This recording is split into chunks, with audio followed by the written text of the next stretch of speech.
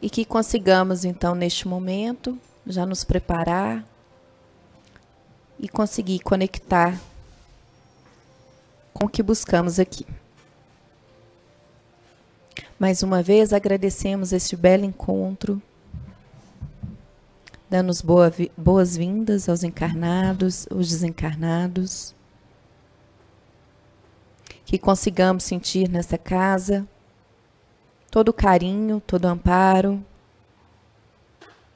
e que dentro do estudo do Livro dos Espíritos, que viemos aqui hoje, consigamos trabalhar na nossa intimidade todos os elementos necessários para o nosso caminhar evolutivo. Que consigamos trazer no nosso coração a benevolência, a indulgência e o perdão, e que consigamos praticar com todos aqueles com quem convivemos, conseguindo trazer para a nossa realidade, para o nosso país, as energias positivas, as energias benéficas, a evolução de todos nós. Que saiamos hoje melhores do que chegamos, mas que também consigamos impactar positivamente todos os nossos irmãos. Que assim seja. Então, continuando o estudo, o nosso percurso pelo Livro dos Espíritos, hoje vamos trabalhar as questões 367 a 370 e o tema Desafios do Espírito na Carne. Quem vai conduzir o estudo é o Carlos Alberto, e um ótimo estudo para todos.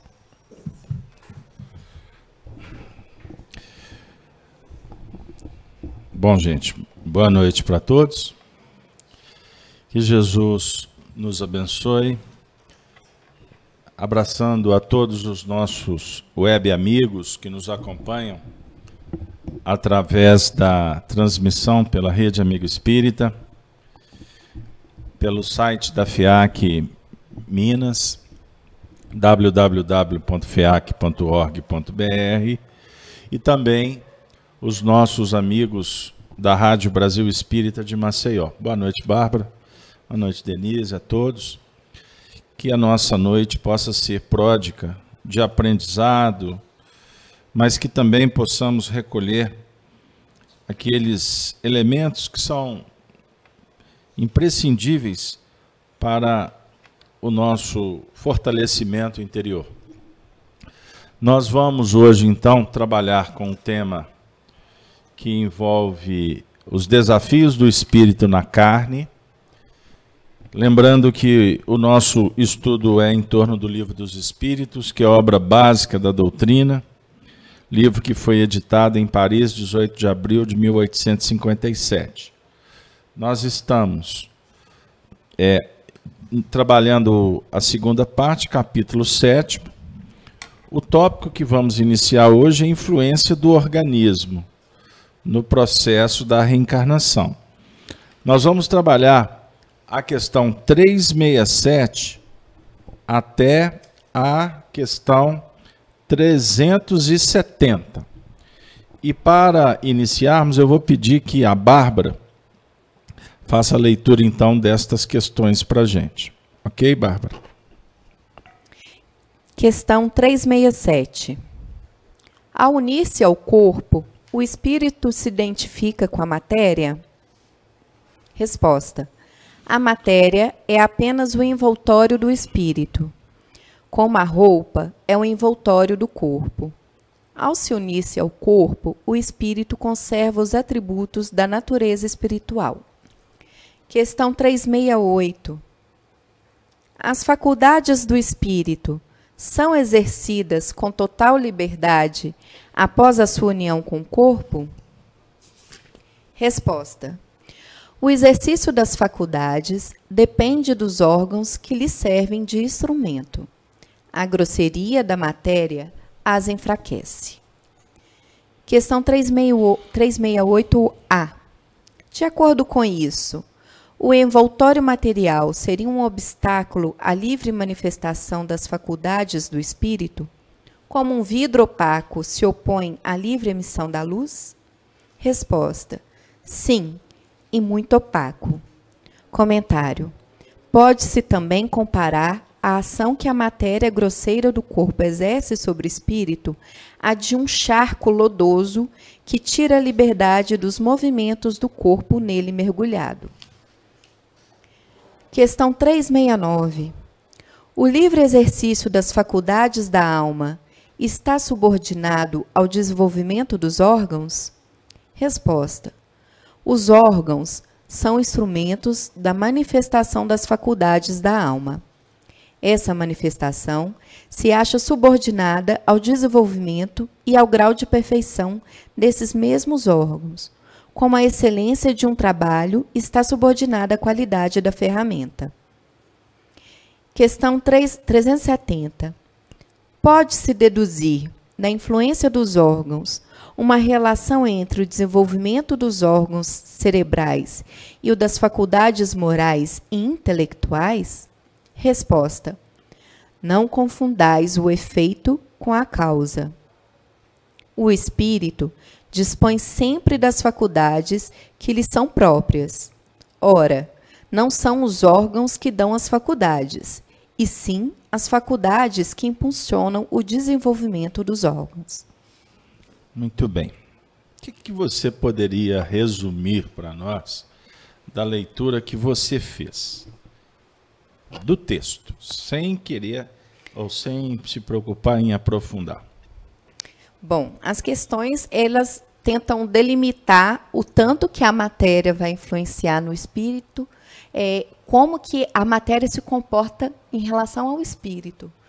E o livro, os espíritos trazem para a gente que a matéria, é pontuado nessas respostas que a gente viu, que a matéria é um instrumento, que as faculdades intelectuais e morais vêm do espírito.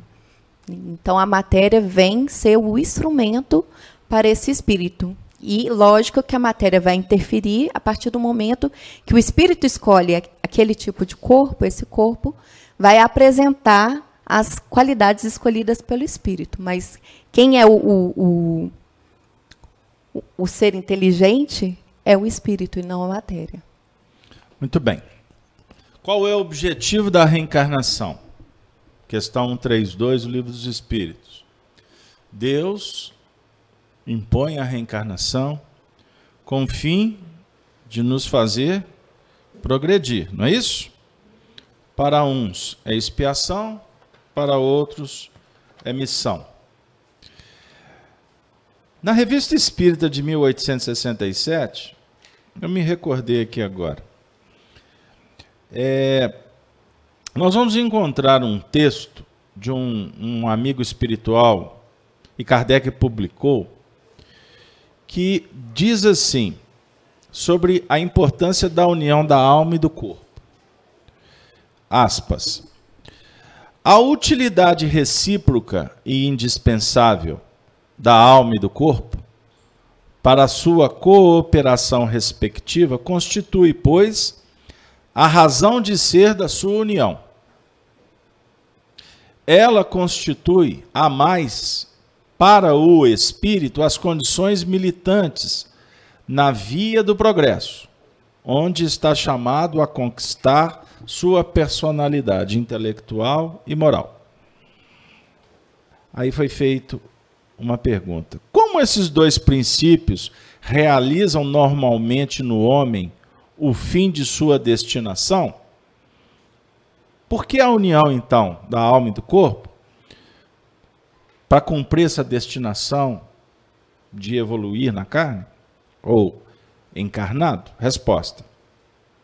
Quando o espírito é fiel às suas aspirações divinas, restringe os instintos animais e sensuais do corpo e os reduz à sua ação providencial na obra do Criador. Desenvolve-se, cresce. É a perfeição mesma da obra que se realiza. Chega à felicidade, cujo último termo é inerente ao grau supremo da perfectibilidade. Portanto, nós vemos aqui que, mergulhado no corpo, na carne, a destinação nos projeta para a perfeição, certo? Mas com o corpo, ou seja, vivendo a vida animal, o espírito deve continuar alimentando as suas aspirações divinas e aprendendo a restringir instintos animais e sensuais do corpo. Isto é fundamental para o seu desenvolvimento. Ou seja, o corpo, como lido no Livro dos Espíritos, é o veículo da manifestação. Não são os órgãos, a estrutura física, que dá qualidade às ações do espírito.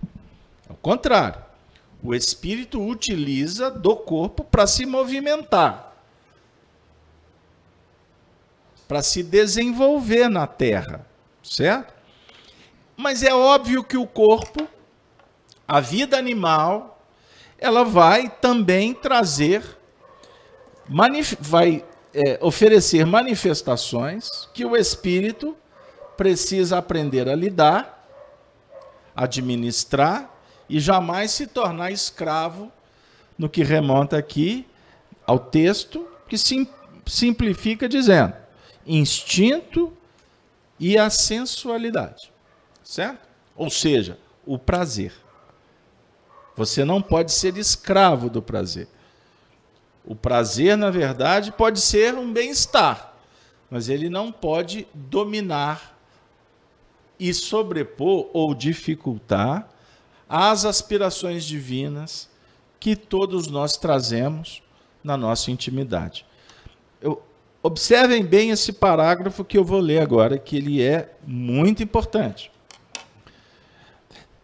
Se ao contrário, ou seja, abdicando da soberania que é chamado a exercer no corpo, cede ao arrastamento dos sentidos e se aceita suas condições de prazeres terrestres como o único objetivo de suas aspirações, falseia a razão de ser de sua existência. Falseia. Prestem atenção nesta palavra. Falseia a razão de ser da sua existência. E longe de realizar os seus destinos, fica estacionário, ligado a esta vida terrestre, que, entretanto, não deveria ter sido para ele senão uma condição acessória. Então, a vida terrena é uma condição acessória. Ela não é a prioridade. Ficou claro? Pois não poderia ser o seu fim. A vida na Terra não é o fim. É uma transição de um processo, certo? É um estágio. O espírito, de chefe que era, torna-se subordinado, quando escravizado pelo instinto e pela sensação. Como insensato, aceita a felicidade terrena que os sentidos lhe fazem experimentar e que lhe propõe satisfazer, assim abafando nele a intuição da felicidade verdadeira que lhe está reservada. Eis a sua primeira punição. Gente, Kardec publicou esse texto em 1867, ou seja, ele já estava prestes a concluir a tarefa dele com o Espiritismo. Então, esse texto aqui, ele está em sintonia plena com os objetivos da reencarnação. Numa linguagem muito simples, sem sofisticação, mas bem objetiva. Retomando, o espírito, quando reencarna, o objetivo dele é se tornar chefe, se tornar o gerente, o responsável pelo processo evolutivo, ok?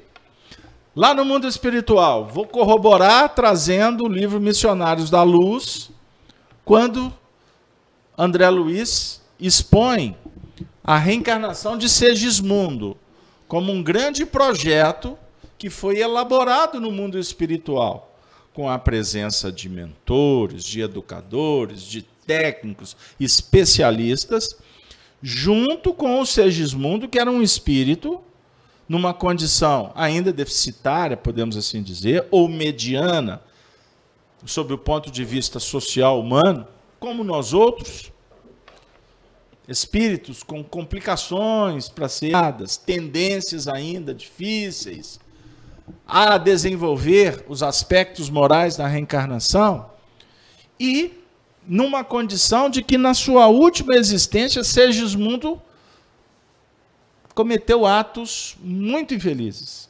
Ele se equivocou bastante. Então era um espírito que estava reencarnando para enfrentar duras penas, pelas suas próprias escolhas. Não como alguém que reencarna para pagar ou para ser castigado, penalizado.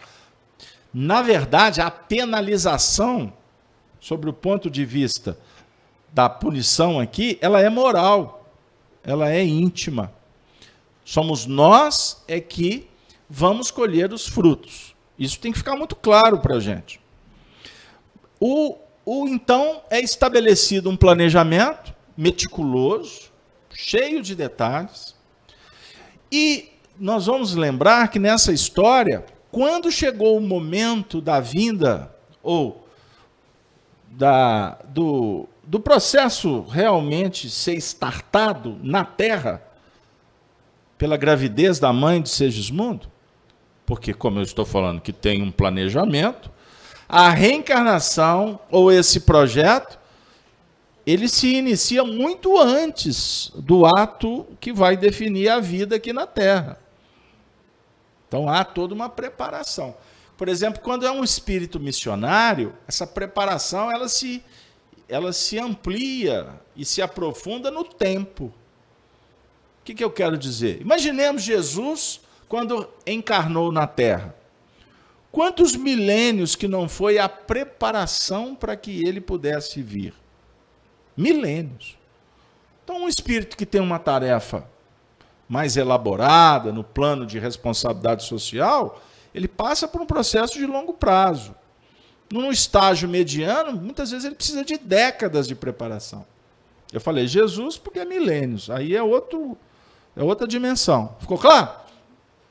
Mas uma condição mediana ou ainda precária, como a da grande maioria da humanidade, precisa de um certo tempo de preparação, que pode ser por anos ou algumas décadas.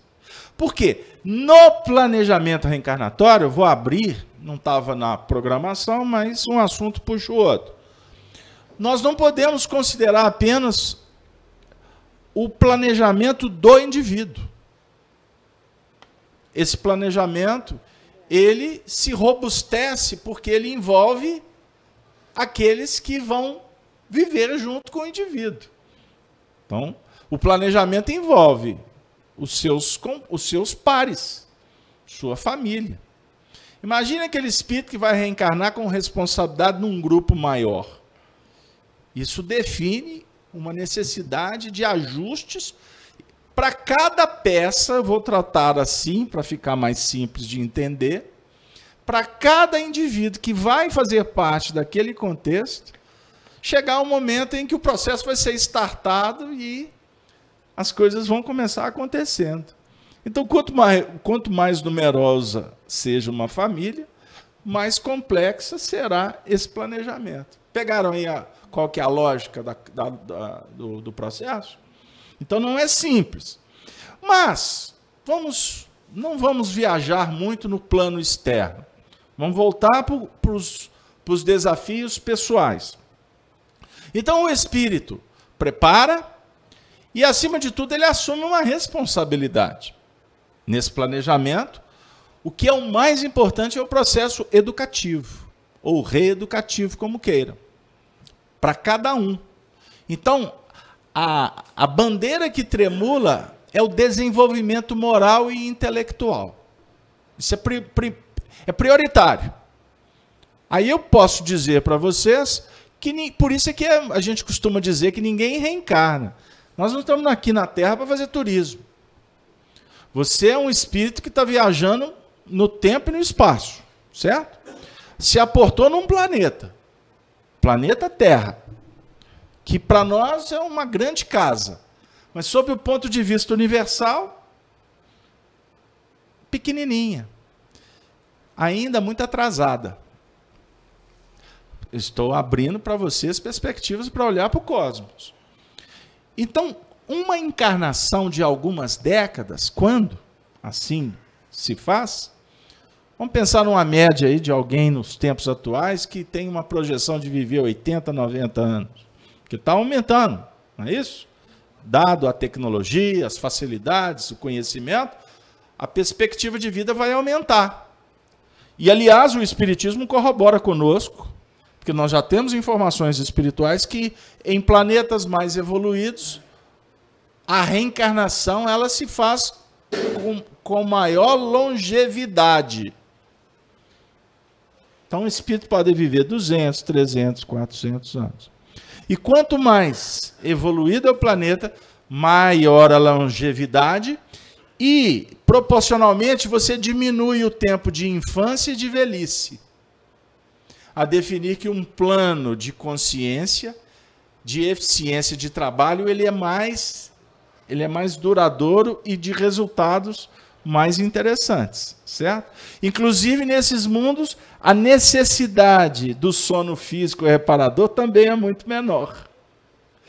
Então, eu quero, com isso, brincar com vocês dizendo, quanto mais necessidade de descansar, mais caracteriza a nossa primitividade moral e espiritual. Então, quem gosta de dormir mais tempo aí, possa avaliar. Embora, sob o ponto de vista da influência do corpo, que também faz parte do assunto, que eu estou falando aqui sob o plano de vista metafísico, moral, espiritual.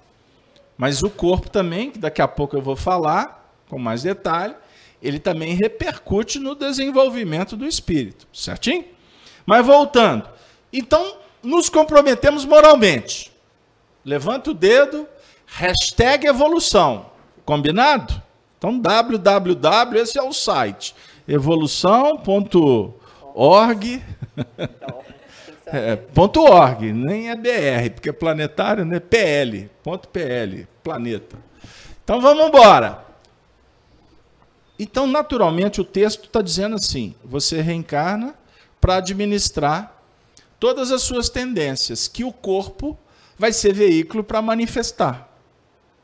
Tendências, por exemplo, sob o ponto de vista do prazer, da sensualidade, da emoção, dos sentimentos. O corpo, ele que vai ser o veículo de manifestação de tudo isso.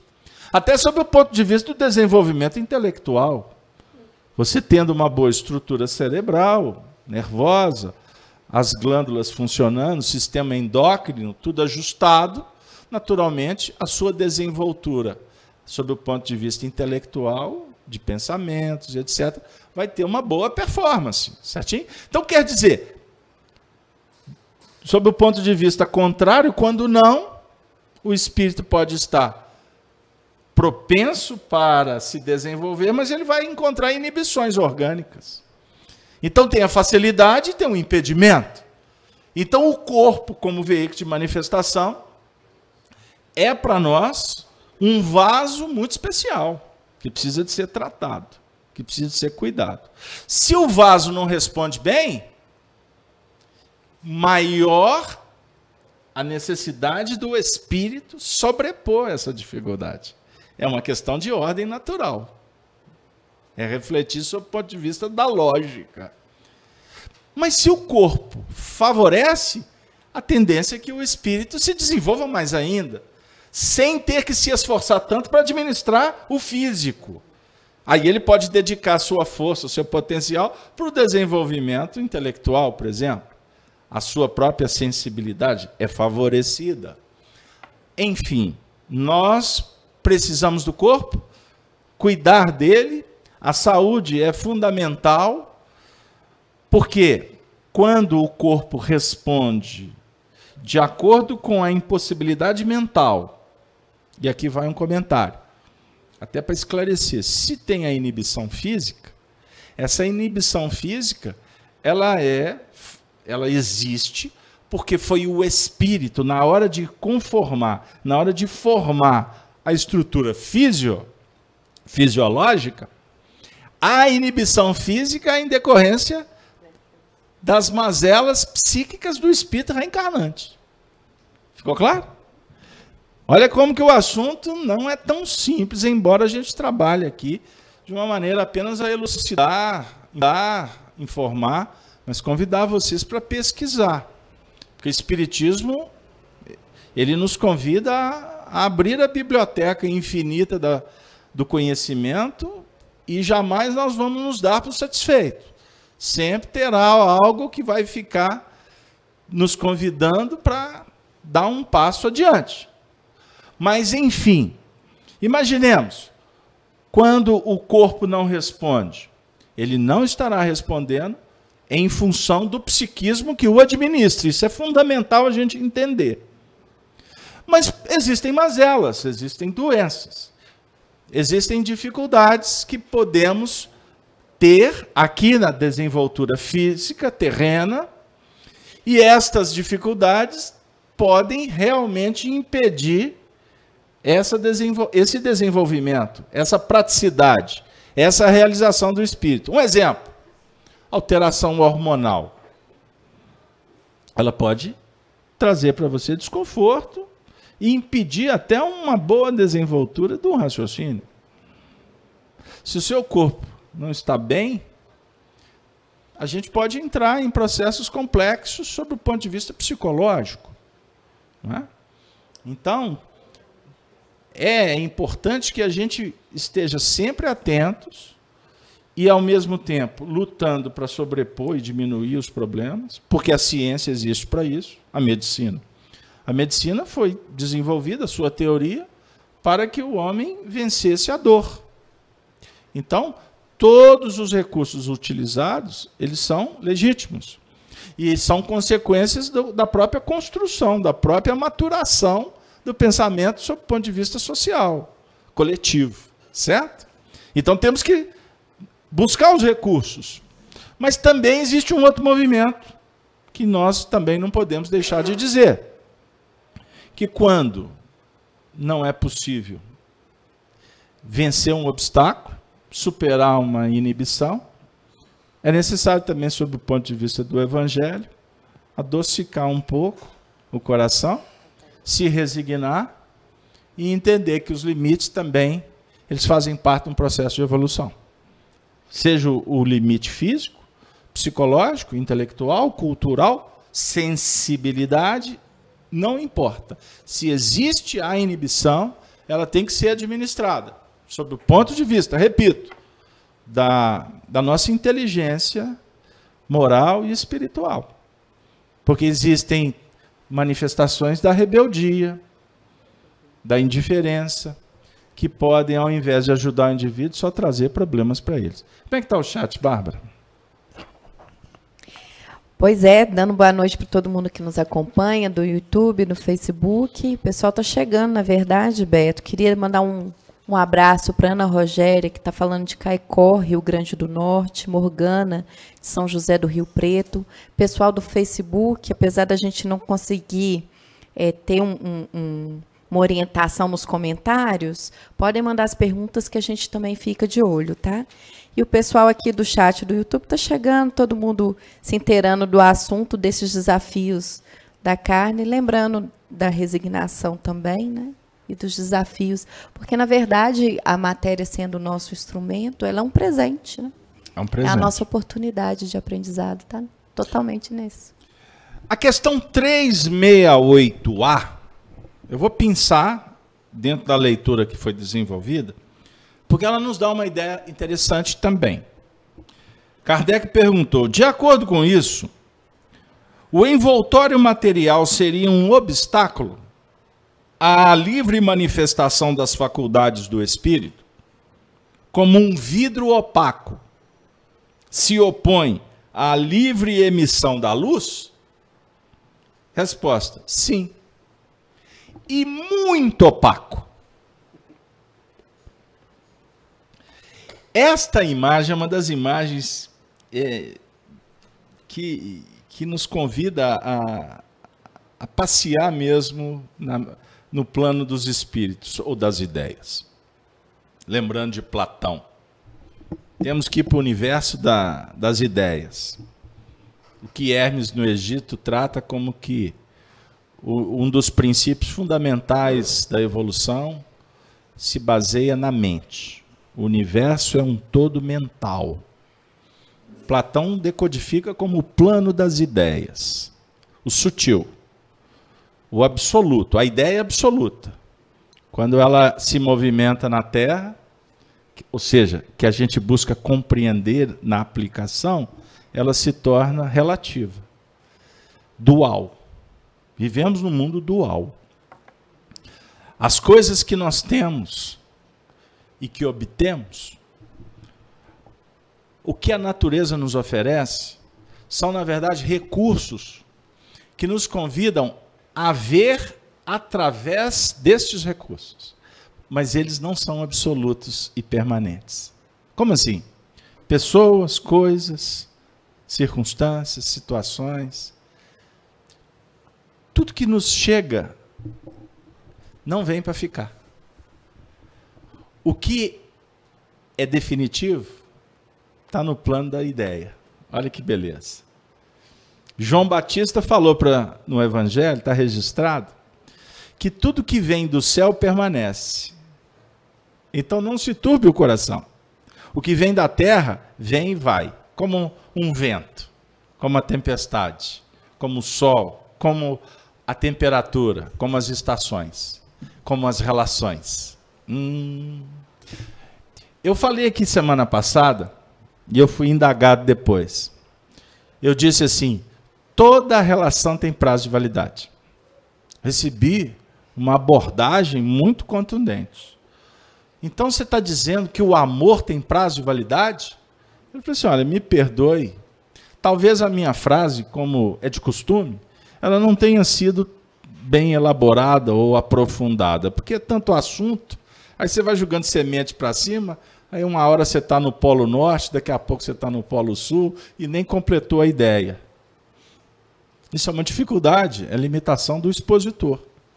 Embora eu não seja, no meu trabalho, eu não tenho a preocupação de ficar ipsis literis na didática. A ideia é trabalhar dentro de um plano da intuição, por mais que a gente tenha que organizar as ideias. Então, quando vier uma frase, se ela não ficar inteligível, mas ela chamou a atenção, anota e corre atrás. Porque pode ser que eu estou soltando a frase aqui sem eu mesmo entender o porquê. Isso é muito comum nos nossos estudos, no trabalho, que eu exerço também na condição de médium. E claro, evidente que nos acompanha sabe que aqui nem sempre eu sou gerenciado por uma entidade. Durante um estudo costuma ter vários, é uma equipe. Uma hora entra um, outra hora entra outro e assim vai. Mas dentro de um plano de harmonia, de organização, para atender um objetivo da noite. Fechou? Pois bem. Por isso é que eu brinco muito com vocês. Pô, não estava no script. Então eu não sou expositor de chegar aqui com palestra princípio, meio e fim. Não, tudo flui. Embora a ideia principal, ela é projetada, organizada antecipadamente. Ok? Então só eu comento isso sem nenhum arrobo vaidoso, mas até para ajudar aqueles que estão começando a entender como é que funciona um pouquinho. Porque no nosso meio espírita isso é muito esvaziado. Poucos explicam como que funciona os bastidores. Eu faço questão de trazer algumas notas, embora o meu exemplo e nada é quase a mesma coisa. Fechou? Combinado? Possamos passar para frente? Então, voltando. Quando reencarnamos, o corpo é o maior empecilho. Mas como assim o corpo é um presente? Nós precisamos do corpo para manifestar? Que ideia é essa? Já que os espíritos colocam esse símbolo do um vidro opaco. Quando você, uma janela, um vidro de uma janela estiver sujo, ele vai impedir naturalmente a incidência da luz, certo? Não é assim que funciona? Limpa lá. Quando eu era novo, eu limpava a janela lá de casa. Isso era uma das minhas tarefas. Aí aqueles vidros grandes, aí depois tinha que passava um pano, sabãozinho, aí depois tinha um jornal. Puxa vida. Ah, aliás, eu não estou contando a verdade. Essa não era uma tarefa minha em casa. Eu trabalhei numa loja, uma relojoaria, agora que eu me lembrei. Tem muito tempo, né? Mais de 40 anos isso. E era numa relojoaria. Então, a relojoaria que eu trabalhava também vendia joias. Então, o que mais se destacava na loja era vitrine. E uma das minhas tarefas como office boy era de manhã limpar as vidraças. Aí eu usava um produto que chamava alguma coisa de vidro, lá limpa vidro, e depois eu tinha que pano, aí depois vinha o jornal. Eu acho que parte dos meus músculos que vão se perdendo com a idade foram constituídas limpando janela, vidraça, aliás. E dá um trabalho, porque o gerente ficava atrás de mim assim. Tá sujo ali. E estava limpinho, mas eu tinha que ir lá. E não podia ficar um fiapo de jornal. Estou trazendo isso aqui só para quebrar um pouquinho o clima, mas para dizer o seguinte, se o vidro não estiver purinho, limpinho, inclusive você vê a sujidade, né? Olha que interessante. Aliás, a luz, a função dela é mostrar. A gente tem trabalhado aqui, sob o ponto de vista filosófico, que o papel da luz é ser o intermediário para você ver, para você conceber a natureza. Sem luz você não vê. Vai para uma praia. Eu gosto do símbolo da praia, final de tarde. Você está com aquela paisagem maravilhosa. O sol vai escondendo, chamado poente, não é isso? Quando chega a noite, vamos embora. Acabou tudo. Não vejo mais nem daqui a alguns metros, não é assim? Então a luz é o intermediário. Não adianta você ter bons olhos e a natureza te apresentar o painel. Você precisa da luz. Jesus se autoproclamou o quê? Capítulo 8 de João, versículo 12. Você sabe? Eu sou a luz do mundo. Aqueles que me seguem não andarão em trevas, mas terão a luz da vida. Então, no papel do Senhor como luz, ele é o intermediário para que a gente se aproxime da verdade. Porque sem esta luz, você não vai acessar a verdade, conceber a verdade. Aí ele diz, à medida que tu progredires, serás também luz. Ou seja, também poderá ser intermediário para que a verdade se faça até para os outros, embora a gente goste de trabalhar muito mais sob o ponto de vista íntimo. Porque, para quebrar um pouquinho dessa ideia presunçosa que a gente vai iluminar a vida dos outros. É óbvio que a sua iluminação, ela reverbera, ela vai contagiar quem está próximo. E este é o filão da evolução. Fora da caridade não há salvação, ok? Mas, numa época de tanta presunção, e de tanto candidato a ser Messias, de tantas estrelas com holofotes pela internet, querendo ser novos guias, a gente tem essa tendência de querer trabalhar sob o ponto de vista do mundo íntimo. Ilumina-te.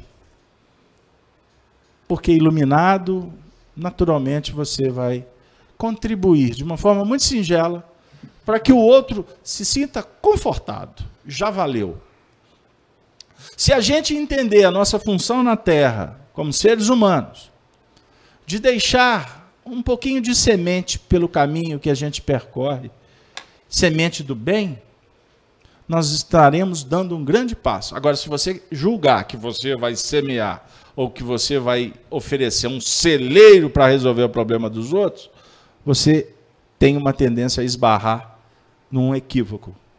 que é fomentado pela vaidade. Portanto, vamos pensar sobre o espírito que reencarna como luz, que precisa do corpo para se manifestar, mas esse corpo vai ser um vidro opaco. O que os espíritos estão querendo nos dizer? Que quando nós estamos na condição da erraticidade, espíritos, que não estamos na carne, encarnados, nós somos muito mais luz do que agora, que estamos aqui. Por quê? O corpo, ele vai inibir, de uma forma assim, muito intensa a manifestação do espírito. Muito intensa. Lembram que eu falei que nos mundos mais evoluídos, o espírito fica mais tempo desperto do que dormindo? Aqui nós dormimos 1/3 do dia, não é isso? É ou não é? Então faz uma conta aí. Essa conta é boa. Faz a conta se você viver aí, se você viver 60 anos, 60 reencarnado, você dorme 20. 20 anos dormindo. E vive por aí falando que está cansado. Eu vou contar um caso. Hoje é quinta-feira, ontem eu fiz um estudo lá no Sheila, né? Muito legal. Depois eu vou postar na internet. Oi? O outro lá já manifestou. Eu estava aqui conversando com um grupo aqui, e eu cheguei assim um pouco combalido hoje. Aí eu falei assim, gente, alguém quer fazer o estudo que eu vou dormir. Eu vou descansar. Aí um outro já logo emendou, Casalberto, e as férias da FIAC? Aí eu olhei para ele, eu melhorei na hora. O defunto levantou, Fênix, ressurgiu. Eu falei assim, meu amigo, você está querendo férias? Como é que nós vamos ficar com o nosso público que está em casa acompanhando as nossas programações? Ah, não, Casalberto, final de ano, né? Aí o outro que estava ali do meu lado, né? Aquele lá, ó, já levantou o dedo lá. É o do ponto. Ele falou assim, Casalberto, mas tem que dar férias mesmo. Eu falei assim, pô, eu achei que você estava do meu lado, você está do lado de quem está reivindicando férias mesmo. Aí depois chega no mundo espiritual, eu falei assim, papai do céu, desprezei 20 anos dormindo, tirando férias. Aí, Marco, você sabe que o Chico Xavier ganhou um título de funcionário modelo no ministério que ele trabalhava, era o Ministério da Agricultura e Agropecuária, parece. A agropecuária estava dentro. Era agricultura. O Chico trabalhou, ele deve ter trabalhado em torno de uns 30 anos. Nunca faltou um dia de serviço. Nunca chegou atrasado. Para tirar férias, o Rômulo Joviano, os amigos, Rômulo Joviano era o coordenador, e os amigos tinham que brigar com o Chico. Arnaldo Rocha me contou como foi uma luta levar Chico, ele e Enio Santos, um amigo, em 1952, para uma viagem. Eles foram para Angra dos Reis. Está aí no meu livro, Chico Diálogos e Recordações. Angra dos Reis, foram ao Rio de Janeiro, uma história belíssima, na estrada para o Rio, Barbacena, pararam, mesmo, um frio. Aí Chico virou para o Arnaldo e falou assim, foi aqui que ele desencarnou. Aí o Arnaldo, quem? Emmanuel. Aqui? Mano, Chico? Aí ele falou, nós não estamos em Barbacena? Aí ele contou a história da última encarnação de Emmanuel, que em breve eu vou dizer quem foi. Mas voltando, é para fazer suspense mesmo. A ideia é essa, porque nós não estamos querendo ficar contando muita coisa, porque o pouco que a gente conta já dá umas polêmicas boas, então deixa a turma esperar. Mas voltando, é opaco, inibe. E a gente não entende que nós temos que arregimentar forças para sobrepor essa opacidade, limpar, brilhar o espelho. Não é simples. Aí, como eu estava dizendo, no nosso mundo que a gente vai dormir 1/3, certo? 1/3. Porque a gente precisa. Agora eu vou deixar de brincar. Nós precisamos. Nossa condição espiritual afirma, André Luiz, por exemplo, em suas obras, que nós não daríamos conta de ficar 24 horas despertos. Não é para recompor, não estou entrando no mérito de recomposição de energia do corpo físico, é sobre a atividade cerebral. Então, quando se dorme, o corpo precisa de quase que desligar. Ele precisa de recompor, porque a matéria do corpo é muito frágil. Ela não dá conta do potencial energético do espírito. E quando você dorme, sonho, matéria do livro dos espíritos, o seu espírito emancipa. Você volta para a realidade espiritual. Nesta, você readquire quase que, não toda, a condição de liberdade espiritual. A condição total é quando você está desencarnado. O seu cérebro vai funcionar numa outra dinâmica. Olha que legal. Então significa que você, quando dorme, você readquire parte, ou quase na totalidade, mas o laço que te prende ao corpo físico, que os orientais chamam de cordão de prata, que na verdade são feixes energéticos que nos vinculam ao sistema nervoso, certo? Esses feixes, quando, por exemplo, você está no mundo espiritual que o corpo está dormindo, um médium clarividente consegue identificar uma entidade desencarnada da encarnada. Como? Porque a encarnada tem fios de luz, fachos energéticos, e que vincula o espírito ao corpo que está dormindo. Porque se fosse rompido, o corpo morre. O corpo morre. Então eu quero dizer para vocês o seguinte, quando existe uma desencarnação, essa desencarnação ela não parte do espírito para o corpo. Isso é involuntário. A desencarnação, os laços são rompidos em função da morte do corpo físico. Aí o espírito se deslinda. O movimento é contrário. A não ser em casos outros que o indivíduo promove a própria desencarnação. Aí a conversa toma outro rumo, certo? Mas involuntariamente, assim que se dá a desencarnação. Então, quando no mundo espiritual a gente readquire o potencial, o que inclusive justifica muitos dos nossos dramas, dúvidas, elas serem solucionadas durante a noite. Quando o seu corpo dorme, o espírito continua a trabalhar aquele assunto. Aí desperta depois e fala assim, gente, agora eu estou com a mente fresca, agora eu entendi. Mente fresca nada. É porque lá no mundo espiritual, você continuou na desenvoltura. Só que o que acontece? Quando você retoma o corpo físico, há um fenômeno que precisa de ser esclarecido. Por que você não responde? Por que o seu cérebro não registra claramente as impressões e as experiências vividas no além-túmulo? Ou no mundo espiritual, como queira? Porque a dinâmica do espírito é muito mais intensa. O nível vibracional é tão potencializado que o cérebro não suporta.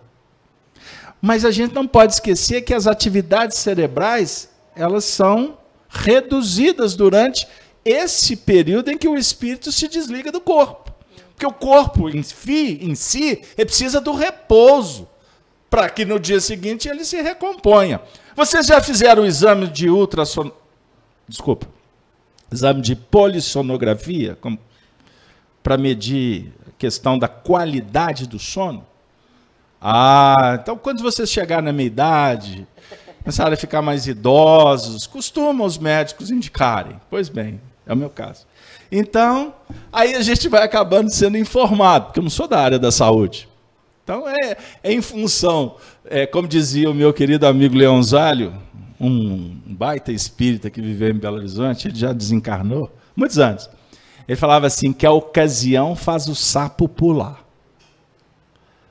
Que o nosso processo evolutivo é a ocasião que nos impulsiona. Até para ter conhecimento. Então, como a circunstância fez o sapo pular, eu fui entender um pouquinho, estudar um pouquinho dessa ideia, dessa história aí de qualidade do sono.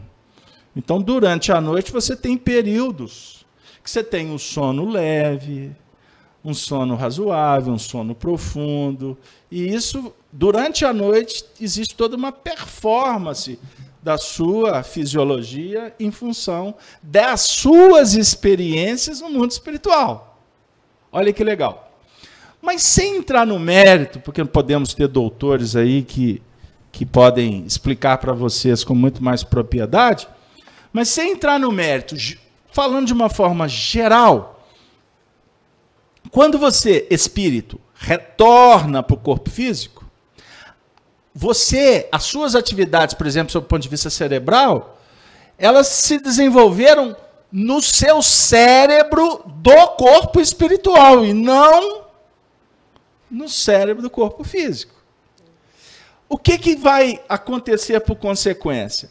Quando você voltar para reassumir as atividades intensas do cérebro físico, aquelas experiências vividas quando você não estava aqui, elas não vão naturalmente ser assimiladas, porque o cérebro não vibrou intensamente sob o regime impactante da sua mente. Ficou difícil? Bárbara, explique em outras palavras o que eu tentei falar aqui, dei uma volta quilométrica. Ai, Beto. Bom, quando você falou, veio na imagem assim, hardware e software. O hardware, o computador, não dá conta de um software tão sofisticado.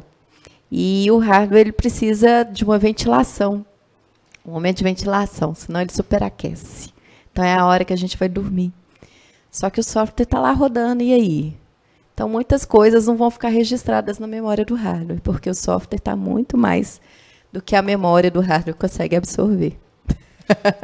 Puxa vida, hein? Aula de informática. Esposa de TI, dá nisso. Informática para vocês. Espiritismo também é informática. www. Comentem, mandem as suas indagações sobre software e hardware. Mas deu aí para captar a ideia? É muito simples. Sob o ponto de vista prático, existem algumas reminiscências, ou algumas lembranças, melhor, que, quando acontecem, são favorecidas, seja pela nossa necessidade de querer voltar por corpo e lembrar, ou por indução magnética, passes magnéticos, enfim, dos amigos espirituais que sabem que recordar do sonho pode favorecer na vigília um conselho,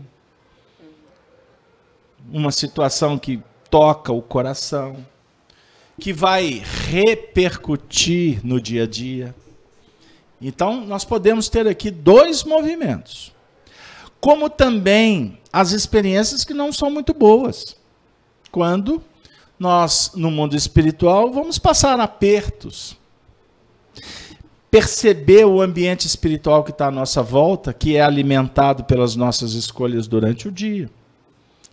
Então, aqueles pesadelos que a gente passa por eles, de inclusive voltar para o corpo de uma forma abrupta, com medo.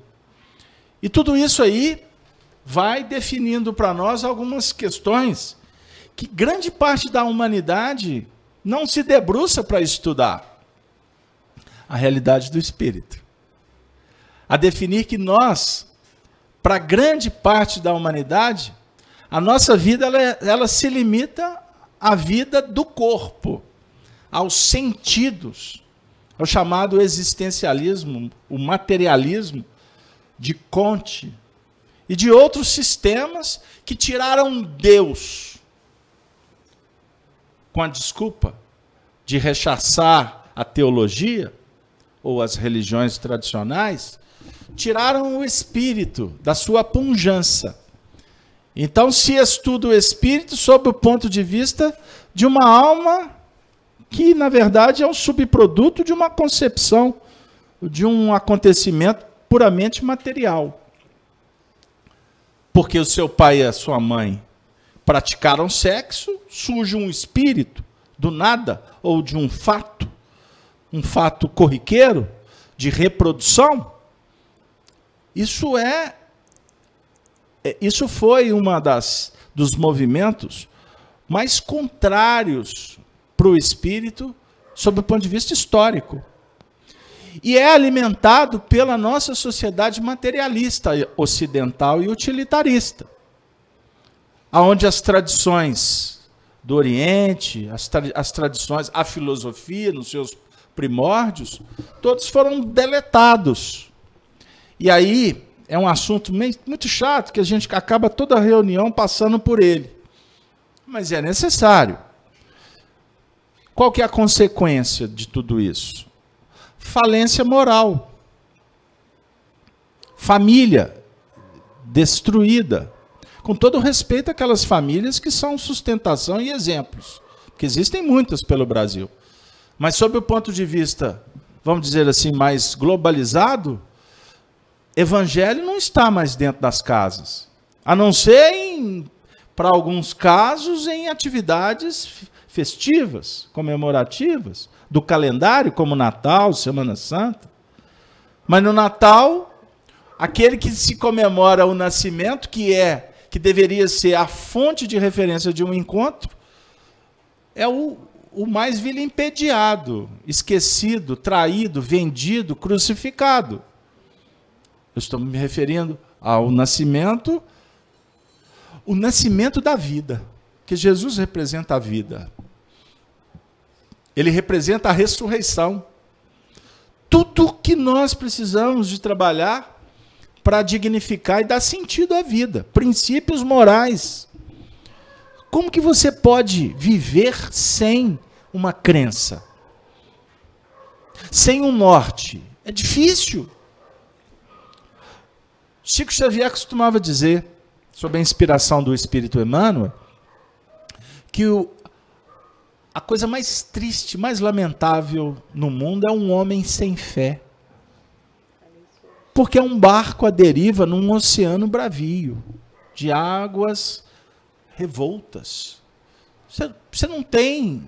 Qual que é o sentido? O que o indivíduo vai fazer aqui? Aí você vai entender por que ética e moral não faz parte do comportamento de muita gente na sociedade. Eu fico... E todos nós, acredito, todos nós ficamos penalizados com o estado que a gente se depara. Por exemplo, na sociedade, o nosso Brasil se tornou o país conhecido no mundo como o país mais corrupto. Aqui aconteceu um roubo, que é o maior roubo da história planetária. E como que isso repercute? Na vida de 200 milhões de pessoas. E esse roubo, ele é fruto da ausência de ética, de moral, de solidariedade, de compreensão, de virtudes. E fica parecendo que não aconteceu nada, para muita gente. A classe que favoreceu, porque geralmente é assim, poucos se beneficiam e que se exploda o resto, insistem, se organizam para que eles possam continuar a fazendo. E mais de 200 milhões de pessoas não sabem, foram iludidos porque não aconteceu nada disso. Como assim? Aí você fica caminhando no mundo como, meu Deus, onde eu estou? E existem pessoas que defendem isso. Ferro e fogo. Não aconteceu isso, não. Sabe aquela história que tem gente, viu, Marco? Que o indivíduo não acredita que o homem pisou na Lua? Até hoje tem gente que não acredita que o homem pisou na Lua. Tem pessoas que acham que Elvis Presley não morreu. Elvis não morreu. O indivíduo acha que está tudo certo.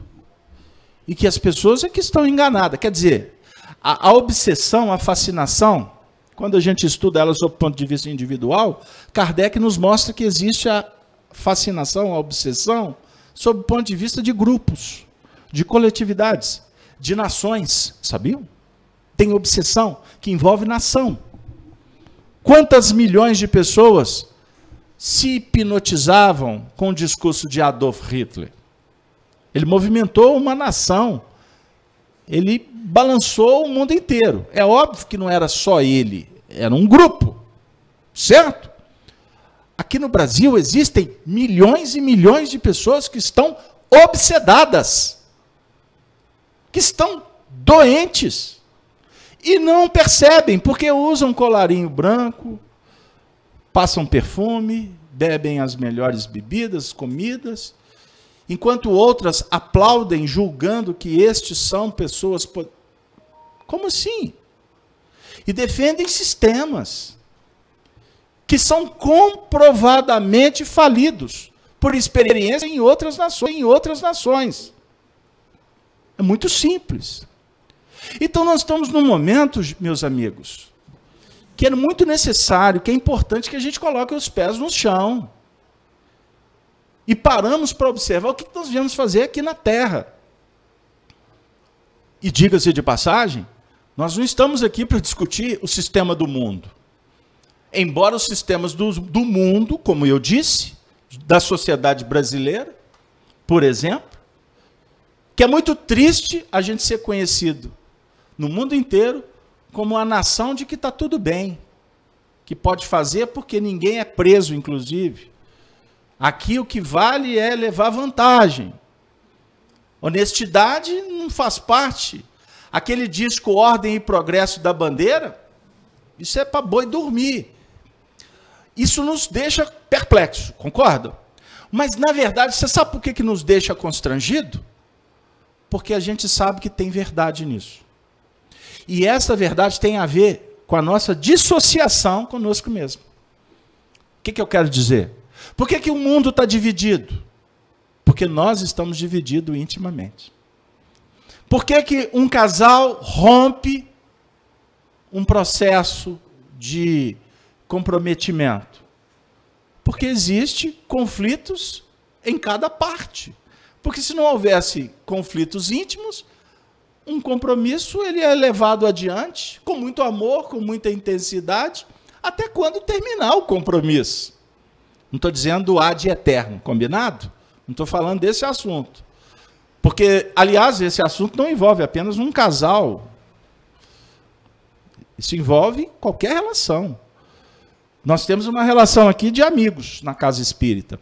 Essa relação ela é eterna? Não. Ela tem um prazo de validade. Eu não acabei não explicando o prazo de validade da relação. Então agora eu vou explicar. Com amor, viu gente? Não tem prazo de validade não, é para a eternidade. Mas a relação tem prazo de validade. Uma relação que tem amor, o amor não acaba, mas a relação pode acabar. Encaptaram? Eu acho que eu consegui explicar agora, não deu? Se não, por favor, explique melhor, Bárbara. Nossa, mas você está fazendo pergunta muito difícil. Hein? Eu não estou sendo amoroso com você, eu estou sendo um carrasco, não é isso? Pois bem. Então, vamos lá, vamos combinar. É lógico que uma relação tem prazo de validade. Não, eu amo meu filho. Prazo de validade. Não para o amor, mamãe. O filho. Mas é para a relação. Tu vai desencarnar? Ou ele vai desencarnar? Ele vai casar, você vai mudar, você ficou doente. Observe, coisas práticas. Vamos combinar. Você não saiu para atender o telefone que tem uma pessoa enferma na sua casa? Essa pessoa pode estar a caminho da desencarnação, não pode? Desencarnou? É o fim do mundo? Não, é o início de uma nova vida. Para ela que desencarnou e para vocês que ficaram. Porque agora, aquela peça, aquela pessoa, ela não vai fazer mais parte do cotidiano. Mas espiritualmente ninguém morre. Estaremos sempre unidos. Ponto. Mas a gente morre junto. A vida acaba. o caixão é selado, enterrado, a gente encela e enterra a possibilidade de continuar a viver. Como assim, meu amigo? O Evangelho é uma proposta de vida. Jesus é ressurreição e vida. Ele não ressuscitou dos mortos? Vocês acham que é privilégio só dele? Aliás, o Espiritismo inaugura essa era para a gente. A era da comunicação dos mortos. Porque eles deixam de ser mortos, eles ressuscitam. E vêm para o reino dos homens, que podem estar mais mortos do que eles, mortos em conceitos, mortos em esperança, mortos em virtudes. A pior morte que existe é do caráter. A pior morte, a pior cadeia que existe é a das virtudes.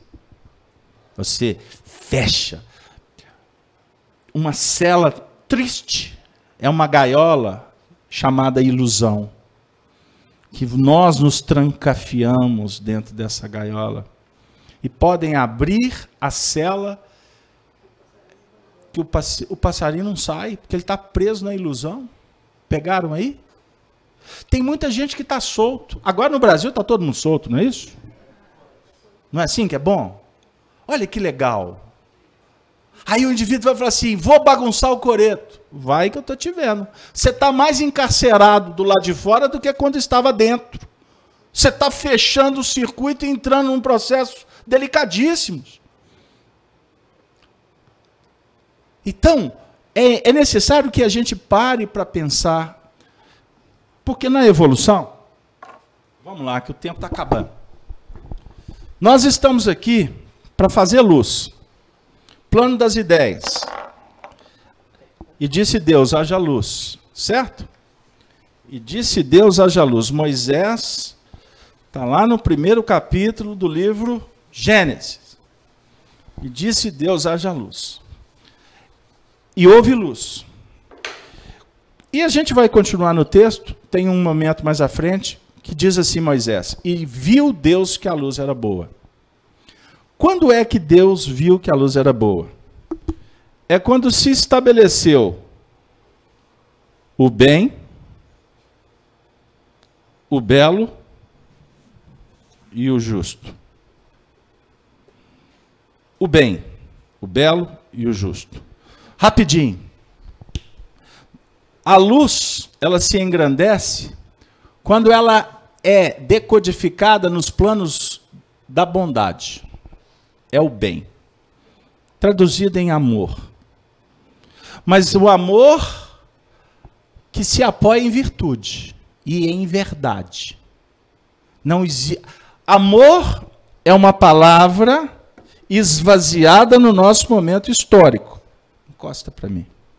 No nosso momento histórico, o amor é esvaziado, porque se confunde amor apenas com sentimento.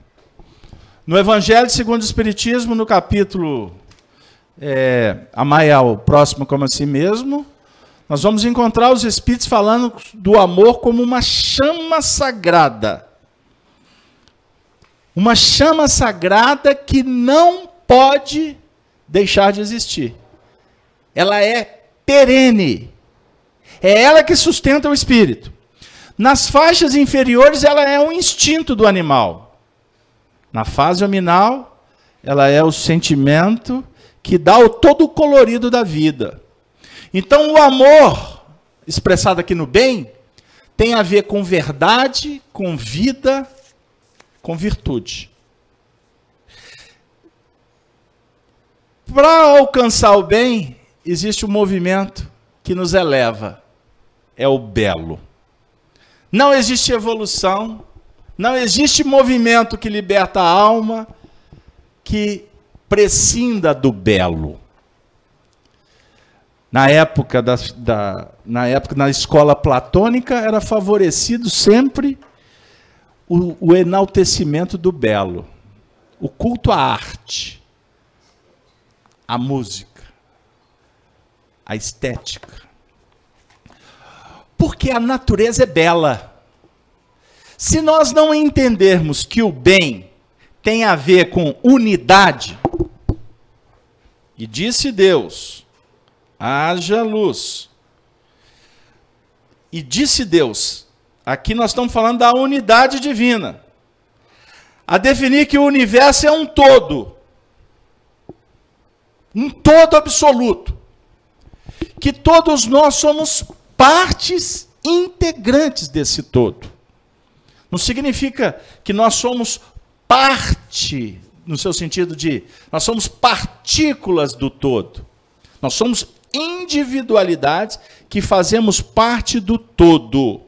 Porque existem teorias que defendem que o espírito é uma fração de Deus. Isso é o chamado panteísmo, não tem nada a ver. Deus é o criador, nós somos criaturas. Nós somos criados por Deus. Portanto, somos indivíduos, ou individualidades, como queiram. Mas essa ideia, que é uma ideia trabalhada por Hermes Trismegisto, lá no Antigo Egito, define o seguinte, que o bem, ele é todo movimento que vai nos apresentar a exuberância da unidade divina. A definir que todos nós nos alimentamos, nos sustentamos, quando percebemos que fazemos parte do todo. E que cada parte tem a sua importância. Pegaram aí? Então, cada um de nós, como indivíduos, somos agentes, somos individualidades que estamos no processo do progresso. Aí eu deixo de observar a natureza como apenas recursos que eu utilizo para o meu bem-estar. A ideia utilitarista é, enquanto isso me serve, isso tem valor. Se eu não uso mais, isso pode jogar fora. Quando eu começo, ou quando eu entro na sintonia do bem, eu começo a trabalhar nas linhas de um sentimento que valoriza cada coisa por ela mesma. Eu passo a admirar cada um cumprindo a sua função, de sorte que o seu crescimento também me favorece. Então, um exemplo, eu deixo de ter despeito e ciúme e passo a vibrar para que você realize, porque a sua felicidade também faz parte da minha felicidade. Isso é o culto ao bem, ao amor, à bondade, à virtude, tarará, tarará, tarará. O belo é exatamente esse movimento de procurar o encantamento, o sentimento que promove, que estimula, que dá todo aquele tônus de delicadeza do processo. Pegaram aí? Que, diga-se de passagem, é inspirador. Vamos dar um exemplo? Você pode passar pelo jardim da Meimei, pelas flores do Chico, aqui na FEAC, que é o nosso jardinzinho desse tamanhozinho, né? Fala isso, o pessoal de casa pode achar que aqui tem um jardim da Babilônia. Não. É pequenininho, lá no cantinho. Mas você já parou para admirar aquelas flores? Não, Casalberto, eu sempre entro rápido, etc. Tudo bem, é compreensível. Mas lembre que aquela flor, ela está ali pela importância dela. Ela não foi colocada ali para encantar os seus olhos. Embora ela, na sua exuberância, na sua generosidade, na sua sensibilidade, ela estabelece a sua beleza própria. Quando nós paramos para observar aquela flor, com esse ponto de vista, nós estaremos trabalhando os aspectos da beleza interior. Porque a beleza de fora, ela é observada pelo potencial da beleza interna. Caboclo bom, hein? Você já parou para pensar nisso? O cãozinho, quando está todo regalado lá pro dono dele, brincando, banando o rabinho. O cãozinho está movimentando dentro do que a natureza espera dele. E ele está cumprindo fielmente.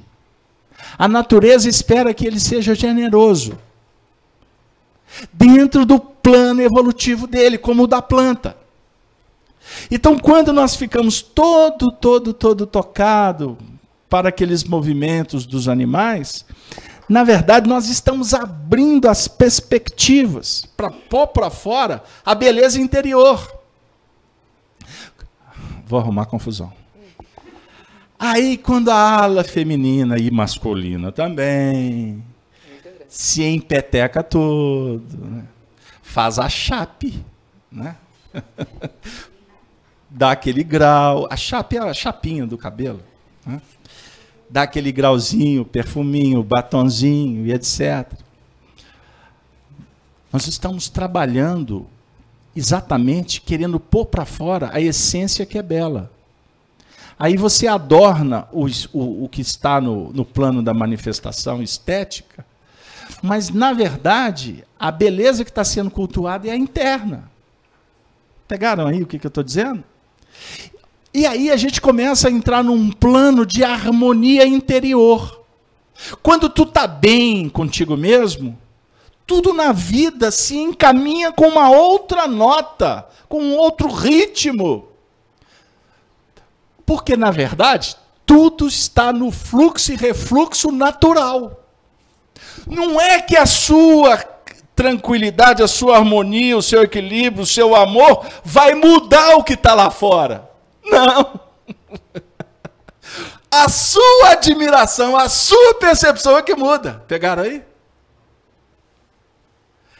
A gente faz para mudar o lá fora, porque na verdade a gente quer que tudo nos atenda de acordo com os nossos interesses. E graças a Deus nós temos nos dado com os burros na água, como fala aqui em Minas. Eu, por exemplo, até hoje não consegui ganhar na Mega Sena. Burros na água. E agora tem no final do ano, Mega da Virada. Aí eu vou lá, compro o bilhete, e aí eu viro para a menina e falo assim, mas torcendo para não ganhar. Ela, mas como assim? Você é o único. Porque se eu ganhar, eu vou me lascar. Então eu compro para dar o... Porque na verdade é um monte de laranja que compra, alguns que ganham. A gente sabe como é que funciona aqui no Brasil. Mas a esperança, né, é que acalenta o povo. É pão e circo, né, Marcão? Pão e circo, não é verdade? Eu estou brincando, para dizer o seguinte.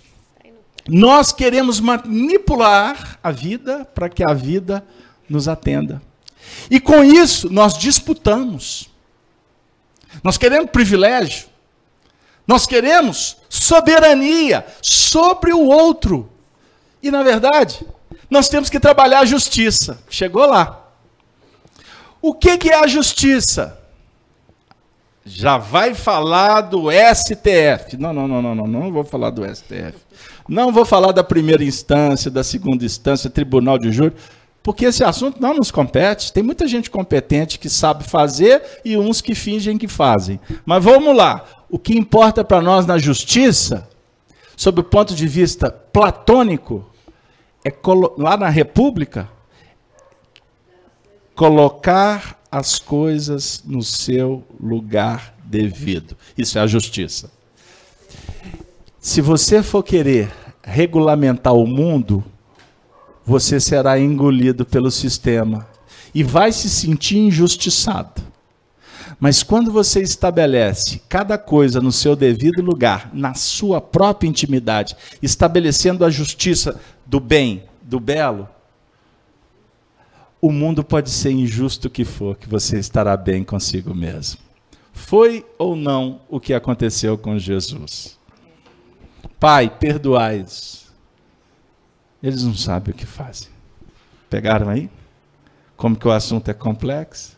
Então, meus queridos amigos, pensando no universo como unidade, nós vamos sempre alimentar a fraternidade. Estaremos sempre movimentando de sorte que o outro pode sim, com a minha ajuda, ser feliz. Mas dentro da dinâmica e da ótica que ele estabelece como meta de vida. Você pode deixar na natureza o que a natureza espera de você. Seja uma pessoa do bem. Seja uma pessoa bela, no seu sentido de estar integrado com a beleza da natureza, procurando se harmonizar intimamente. Seja justo.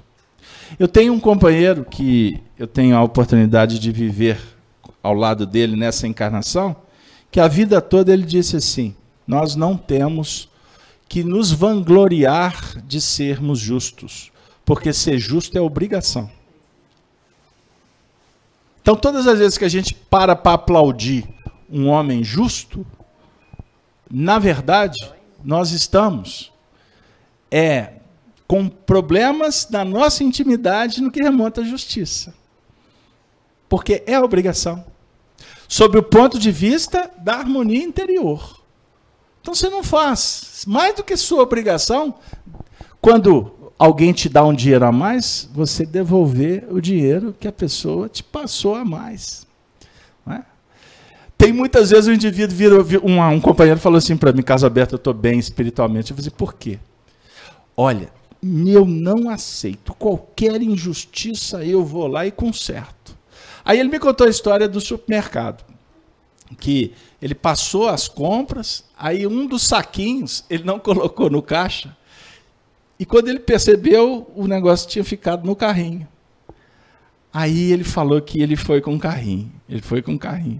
Aí com aquele saquinho, ele olhando para o saquinho, diante de uma compra enorme, mas aquele saquinho não passou no caixa. Aí quando ele chegou lá no caixa, ele lembrou do espiritismo. Aí começou a refletir que os espíritos podiam estar influenciando ele. Aí ele foi e tal, ele falou assim: não, eu tenho que ir lá. E cumpriu a sua obrigação. Pegou o saquinho, voltou lá no caixa. Aí encontrou com o gerente, né? Falou assim: olha, aconteceu isso. Eu estou vindo aqui para o senhor passar a compra para me pagar. Aí o companheiro virou para ele e falou assim: o senhor é cliente nosso há muitos anos. Esse saco de batata fica de presente para o senhor. Aí ele virou para o indivíduo e falou assim: qual que é a sua função aqui? Ele falou assim: eu sou gerente. Ele falou assim: você não é o dono. Chama o dono. Aí ele: como assim? Chama o dono, porque eu faço questão de pagar. E o dono é que vai ser lesado. Enfim, ele arrumou uma confusão no supermercado. E depois chegou para mim contando uma vitória, que estava realizado espiritualmente, porque conseguiu pagar o saco de batata. Aí ele virou para mim e disse: então, você acha que eu estou bem? Eu falei assim: bem mal. Porque, na verdade, você deve ter dado calote em muita gente por causa de uma batata, e hoje você está fazendo questão de provar para você mesmo que você é honesto. Ou seja, Jesus disse: quando alguém te pedir para andar uma milha, anda 2.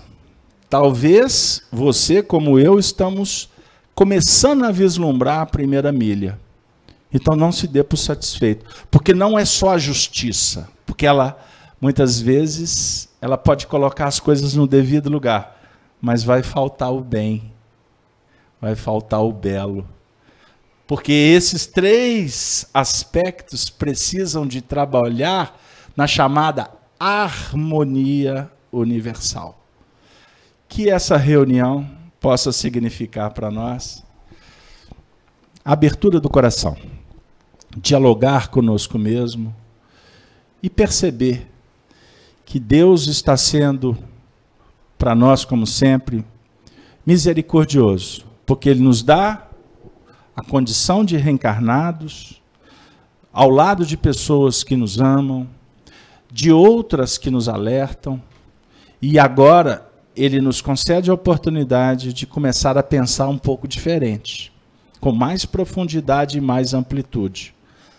E assim, meus amigos, a vida promete muitas coisas boas, porque quem pensa diferente faz toda a diferença. E este momento que vivemos em sociedade, não vamos pensar que nós estamos à parte do processo, mas também não somos responsáveis na integralidade do processo. Então, se eu falei, como temos visto, de um cenário de pobreza de informações espirituais, de superficialidade em função da materialidade e do utilitarismo da sociedade, de uma crise moral que insiste em dilapidar pessoas, grupos, famílias e também instituições, chegou o momento da gente começar a fazer essa diferença. Vamos abraçar o bem, o belo e o justo como causa primordial da nossa vida, porque nós não estamos aqui para brincar de espíritos. Nós estamos aqui para honrar a nossa condição de espíritos imortais. Tenho 5 minutos? Chegou para mim um texto, um tanto quanto assim, é um pouco espetaculoso, mas eu vou abrir um espaço para ler, de um autor desconhecido, que tem tudo a ver com o que a gente trabalhou aqui nesta noite. O texto diz assim: Cidadão das Estrelas é o título.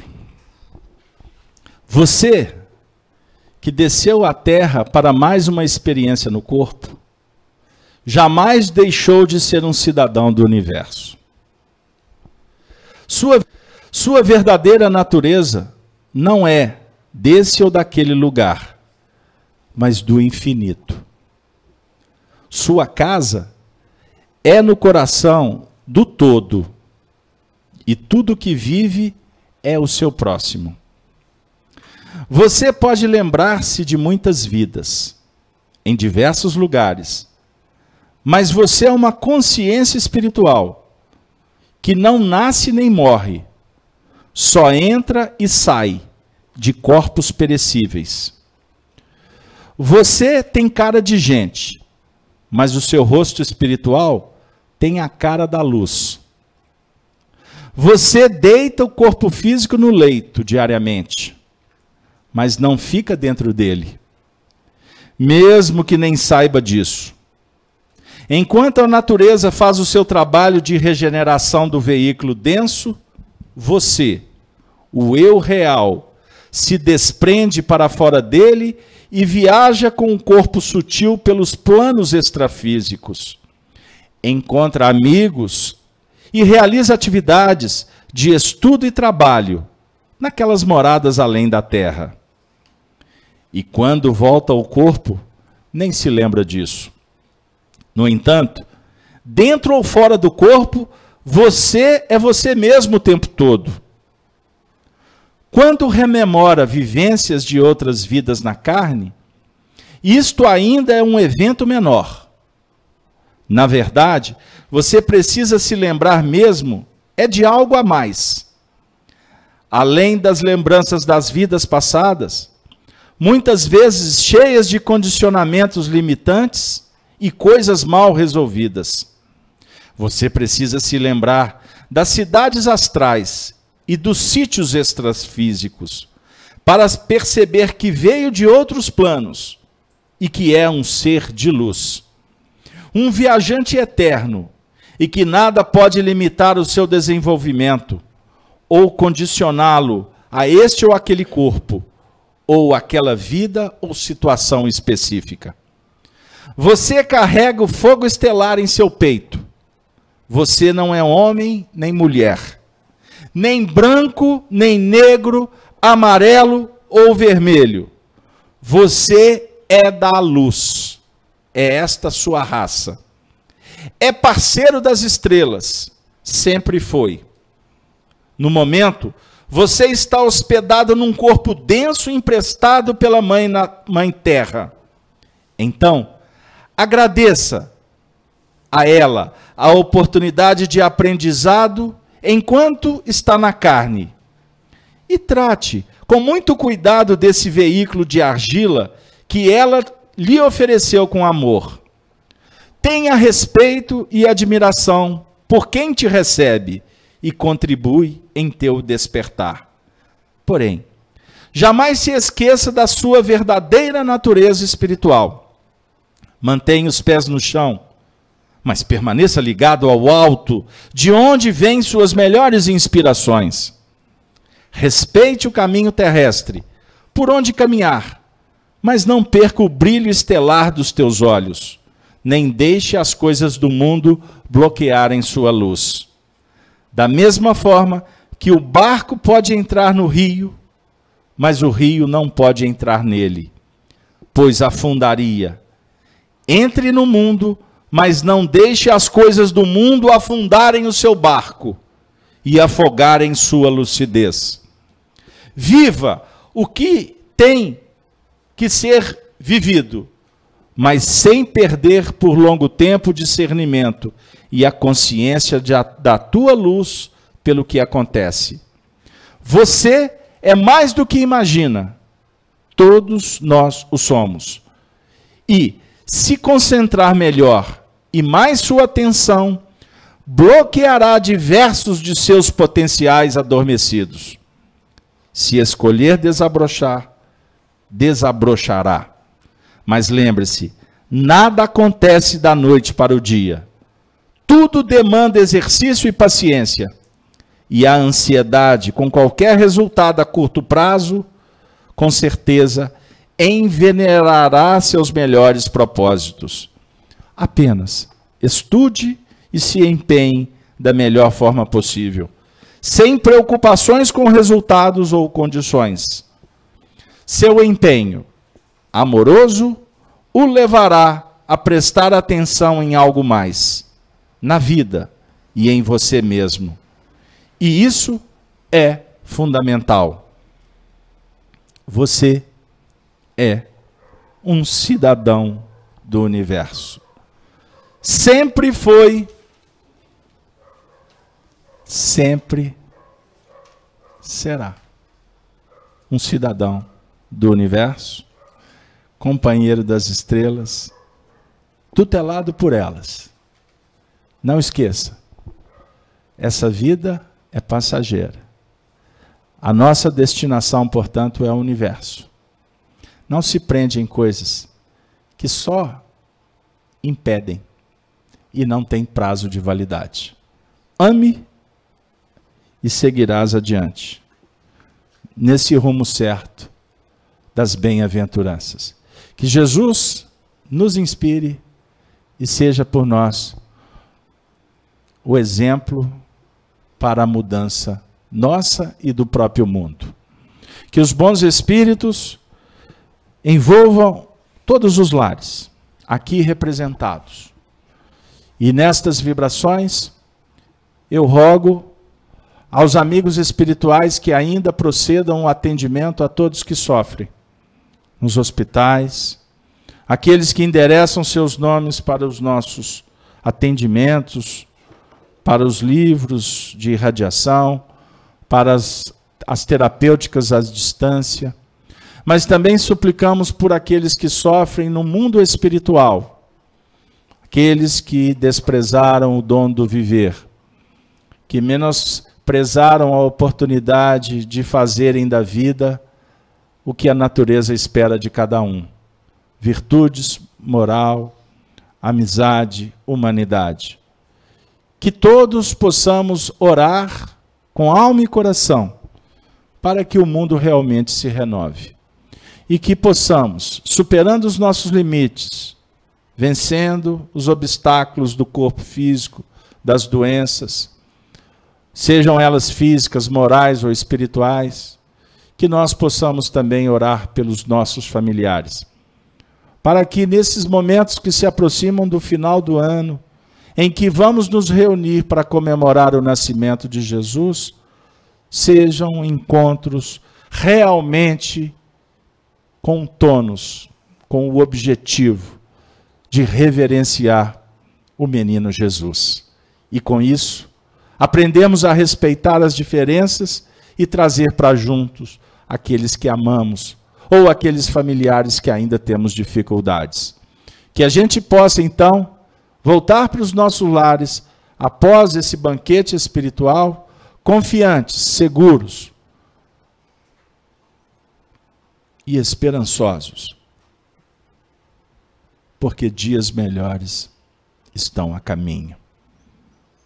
É o que o nosso amigo espiritual, que está do meu lado, pede que eu desfraude essa bandeira com vocês. Dias melhores estão a caminho. Não acreditem no pessimismo, nas ondas que dilaceram, que destroem, que fomentam violência, desrespeito e imoralidade. Lembremos, Jesus está no leme. Tudo aqui na terra está sob o seu auspício de misericórdia, de justiça, de bondade. Que possamos voltar para os nossos lares confiantes, que o amanhã promete muitas surpresas da luz. Que Deus nos abençoe. E assim a Bárbara encerra a reunião para nós. Agradecemos o Beto pelo estudo, que saiamos aqui nessas vibrações, agradecendo a todos que participaram do estudo via web, as participações do Face, agradecer também a todos vocês que estão aqui no salão, encarnados, encarnados, que a gente consiga vibrar nessas energias ao longo dos nossos dias e voltemos aqui para mais um estudo. Seguimos em paz.